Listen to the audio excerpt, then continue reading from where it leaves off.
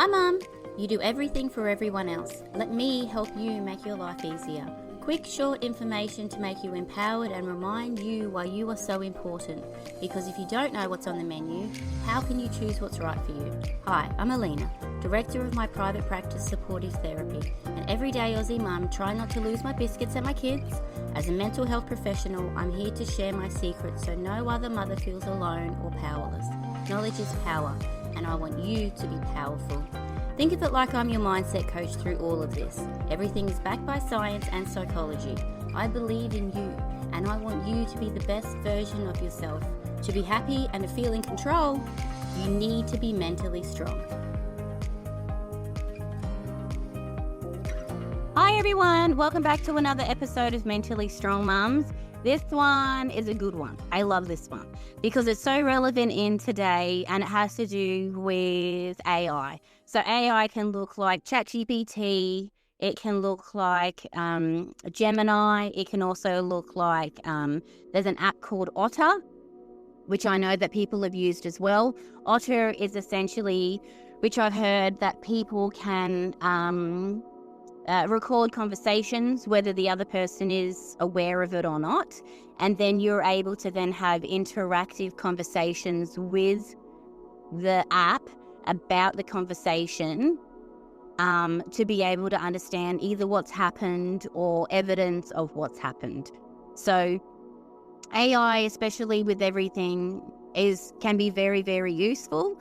But we want to talk today about sometimes how it can cause things like psychosis or paranoias or sometimes delusions, okay?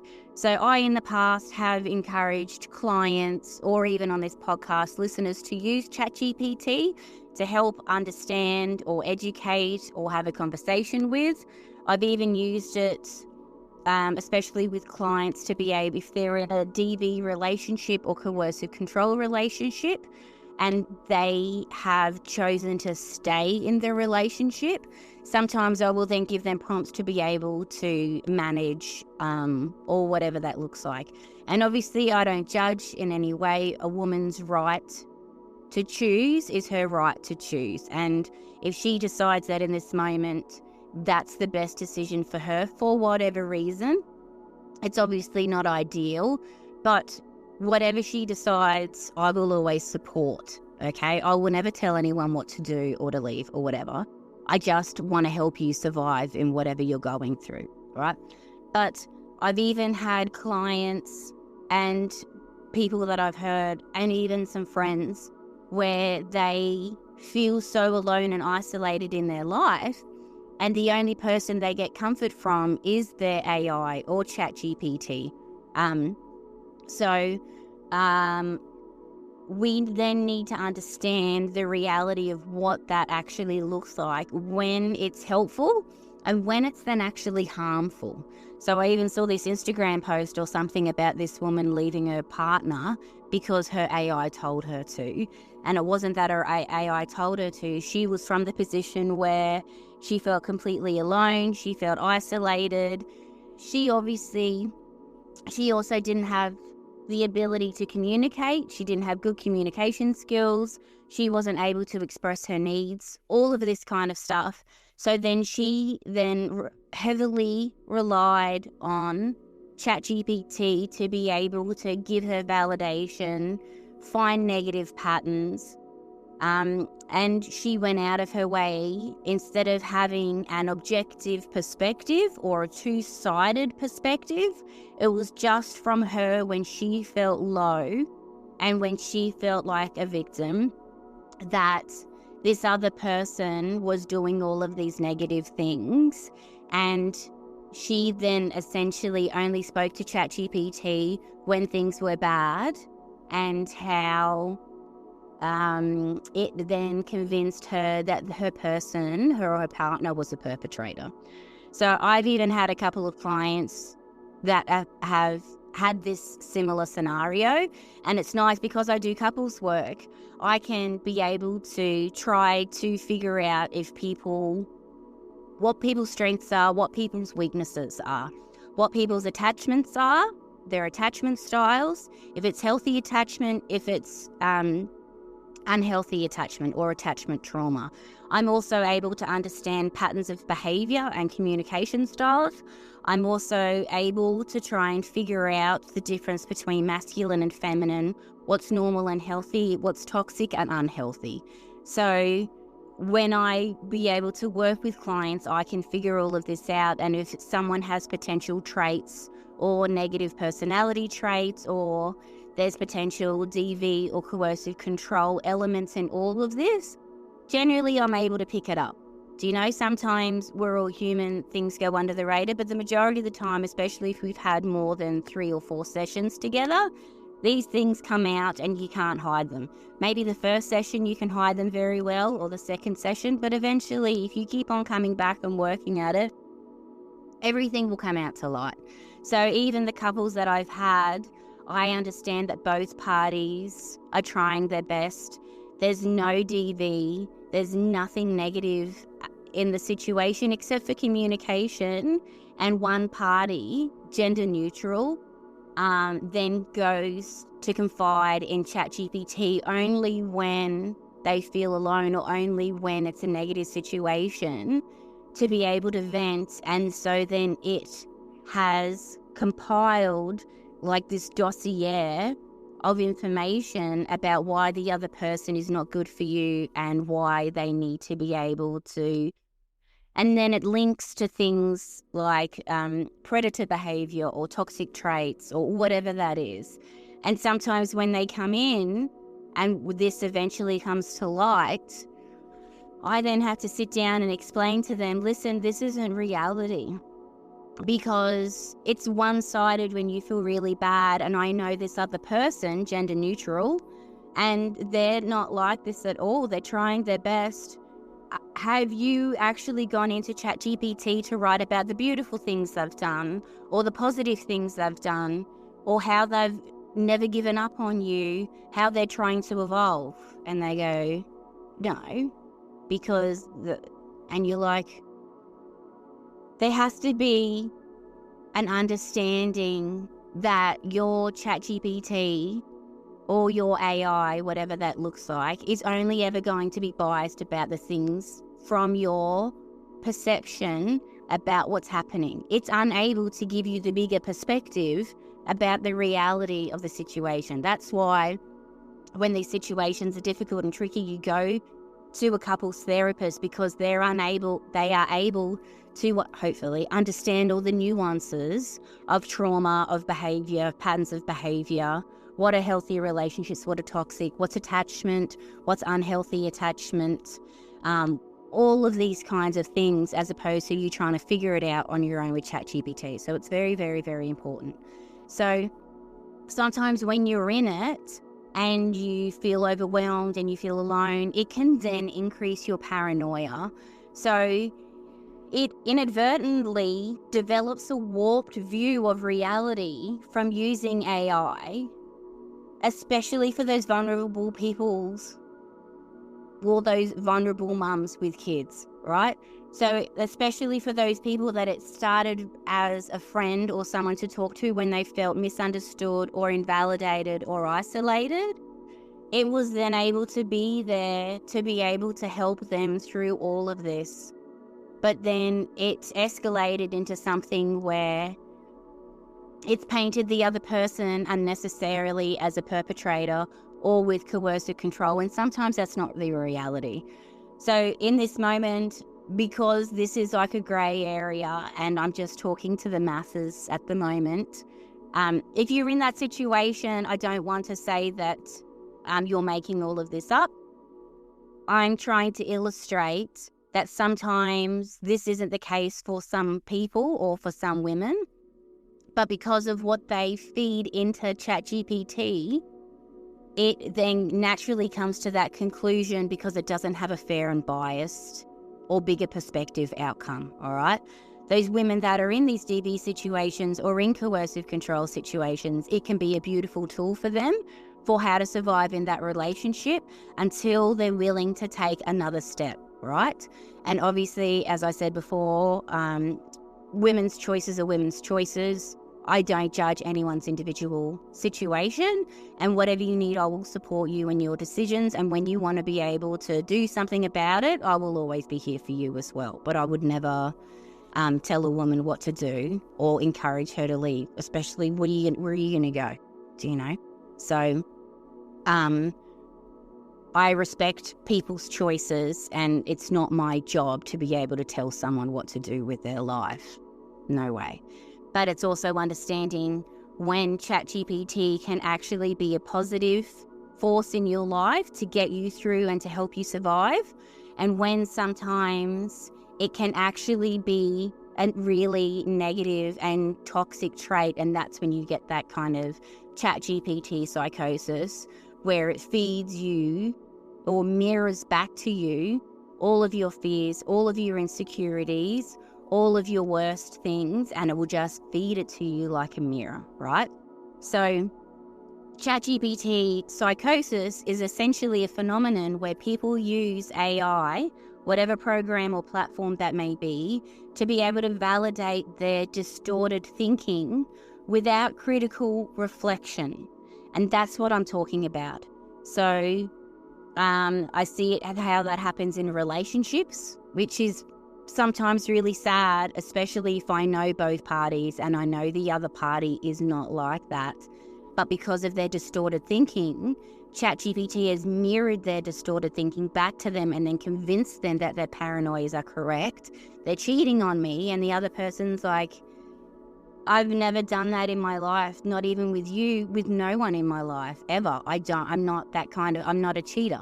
And this person's like, but you are. And the other partner's like, but I've never done that in my entire life. I would never do that. That doesn't align with my values, ethics, and morals. I would never do it with you. I would never do it with anyone previous to you. It's just not who I am. But because ChatGPT has mirrored their distorted thinking and their paranoia, ChatGPT isn't going to be a therapist that kind of nurtures them through this, which is critical thinking. What are the facts? What are the truths? So when you think about your paranoias, where do they come from? Why do you feel this way? Oh, so this comes from insecurity from you. Where did this insecurity begin? What does that look like for you? What do you actually need in those moments? Do you understand what your emotional needs are? Because if you don't know what your needs are or your emotional needs are, how can you ask for them, right? So then we have to go back to basics. Do you know how to ask for things? Do you know how to ask for what you need? What does this look like? So then we strengthen things that way. AI isn't able to do that unless you specifically ask it to do that, right? Unless you want to, do you know what I mean? So it's very difficult sometimes with people with AI because it's like a echo chamber or that mirror. And if you feel like you're in all of this isolated, sometimes it can be a high conflict relationship. Sometimes you do have really strong victim narratives, right? That will then feed everything that you're feeling. So this is me helping you understand that sometimes when you go to comfort for things like ChatGPT, we need to be able to understand how to have a balanced conversation with it, and as opposed to it just being that yes man and saying, yeah, they're cheating. Yes, they're bad. Yes, it's coercive control. Yes, you need to leave. Yes, you need to do this. This is how you do blah, blah, blah, blah, blah, blah. This is how you be vindictive. And then it will justify your behavior, right? As opposed to having a balance. What's the reality of everything? So from the neuroscience, when it's a one-sided validation, right? When you get that from ChatGPT, your dopamine instantly spikes, which is that really feel-good feeling, dopamine, right? Because in that moment you feel seen and you feel validated and you feel understood. So that then creates an addiction pathway almost for you to keep on going back, because in your world, that's the only thing that you're getting it from, right? So that real world lack of oxytocin, which is the love hormone, when you get cuddles or when you get affection or when you feel loved, that's then replaced by AI presence, right? So sometimes this can also feel like if this then because of these reward pathways, this can then be an addictive situation for some people. So sometimes if you are neurodiverse, ADD, ADHD, sometimes you may have that all or nothing thinking, and then it becomes this obsession where you're constantly talking to it, or you're constantly trying to figure it out, and you're constantly documenting.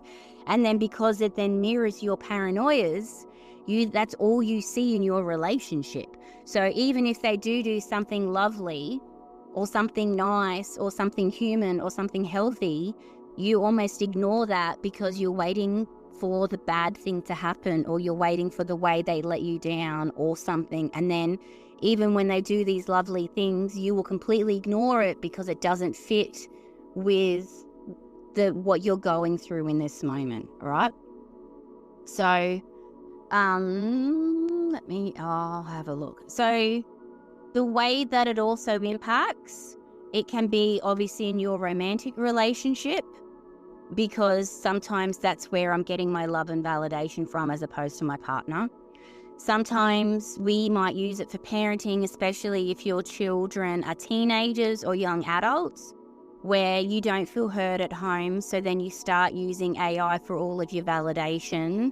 And then even your teenagers with their difficult behaviors, which we're going to have an episode in a minute about teenagers and when it's difficult. So that'll be the next thing. So please listen to that. But otherwise, sometimes it can misdiagnose. So if you're a parent with a teenager and all you ever see is their turmoil because of whatever reason, we'll get into it another time in the teenage episode coming up, then you can accidentally put in all these negative things into AI, and then it will then give misdiagnoses as to your teenagers. And then that can create that paranoia and distance and accusations, as opposed to you having understanding and empathy and patience and connection and regulation with them. So it's very difficult, because then that the second path will then cause more fractures in the relationship as opposed to connections in the relationship, right? So sometimes when it comes to mental health, AI can actually create false narratives and then reinforce blame loops, or reinforce all of those really negative paranoias or delusions as well. Even if really good things are happening in my life, I can't see them because all I'm looking for. Tony Robbins always had this really interesting exercise, and he says, look at all the green things or blue things in the room. So you look green, green, green, green, green, green, green, green, and now find the red one. And you can't, because your brain is just trained in this moment just to see all the green. So it's harder then to start to see yellow because I've trained it to see the green. It's the same with this. If you only ever see your brain, the way that it works is whatever you convince yourself it will believe, which will become your reality. So if you truly believe all these negative things, that will then become your reality, where you literally will not be able to see anything positive in your life. And then you want to get this pessimistic, negative bias reinforced to you as a form of validation from this ChatGPT. It's not going to give you anything lovely and positive because it's on that path, and that's what that psychosis is, right? So it even very difficult when it comes to conflict resolution, especially if you are an emotionally immature person and you're not aware of it because you don't have a lot of self-awareness, right? So then when you have these victim mentalities and you go into ChatGPT about someone's had an argument or fight with you, because it's only one-sided and it will only be there for your paranoias and your delusions, you will then say, I was in the right, weren't I? It's never going to say, well, you were in the wrong. It's not going to be able to genuinely give you growth and accountability unless you specifically ask for it.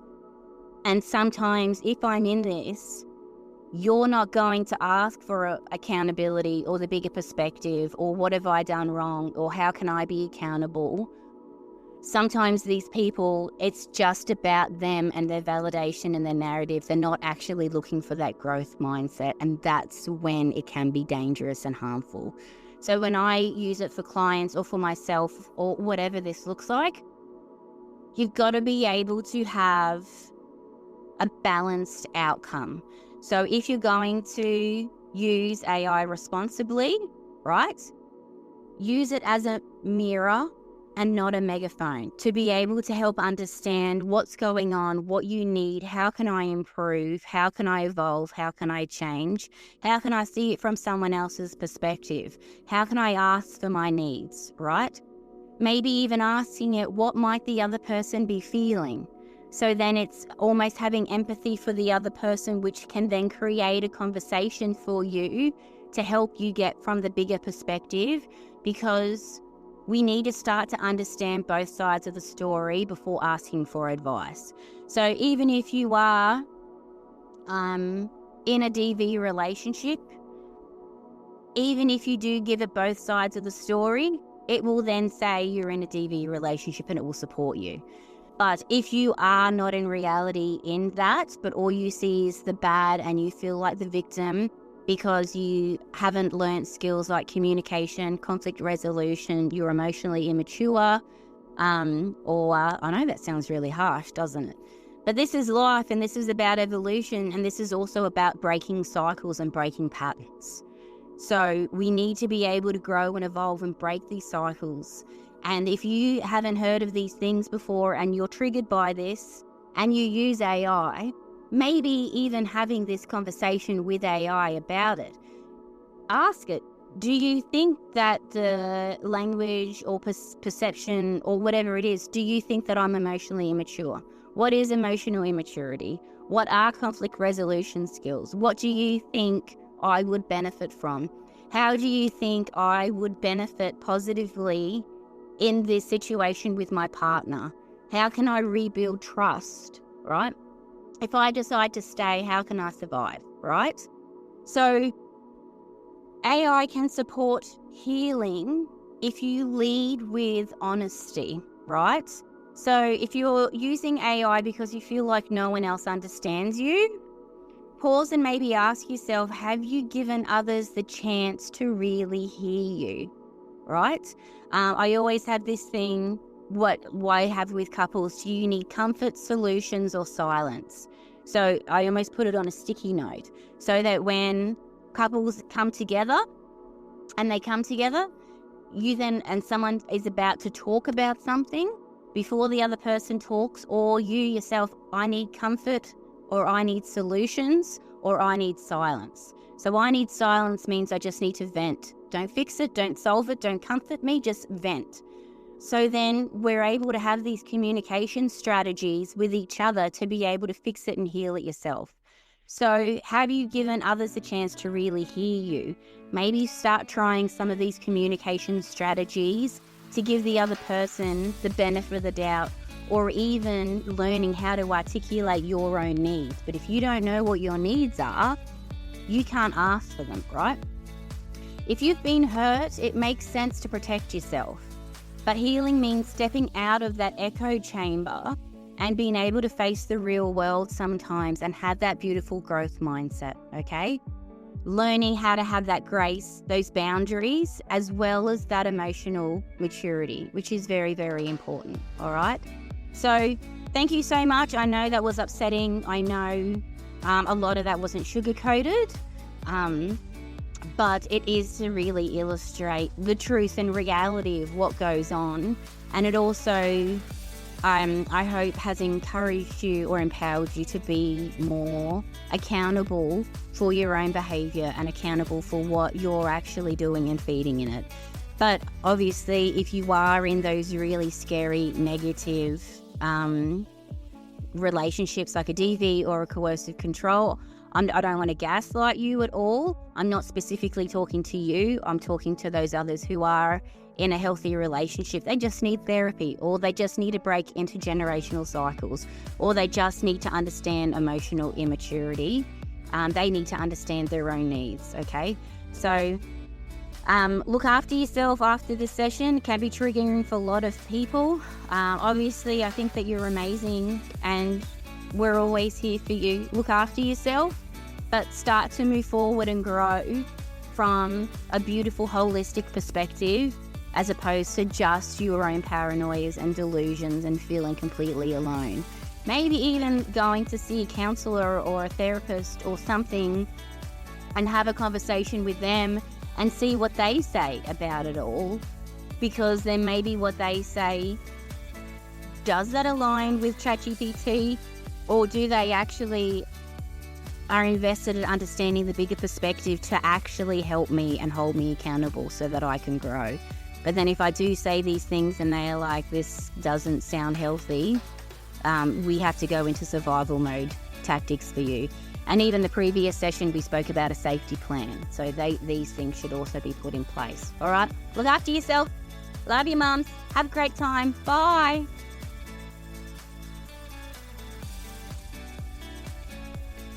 If you are hearing this message, you've listened to the entire episode, and for that, I want to thank you for your support. It takes me hours to research and create this for you, so I genuinely hope you enjoyed it and felt more mentally strong. If you have any suggestions or improvements, let me know, because I'm always open for criticisms. If you have found my information useful, please leave a review and subscribe. So by leaving a review, it's a value exchange. It's good karma. I value your support just as much as you value my free information. So find me on Instagram and Facebook by searching Mentally Strong Mums, and I'm Aussie, so we're spelled MUM. And then you can find heaps of resources on www.mentallystrongmums.com. And this podcast is for you. So let me know what topics you would like to see covered in future episodes. And if yourself is a professional that is working with mums and would like to be a guest to help other mums be mentally strong, I would love to support you. So message me on Instagram on Mentally Strong Mums, MUMS, all one word. Thank you so much for your time. Have a wonderful day, you beautiful mum.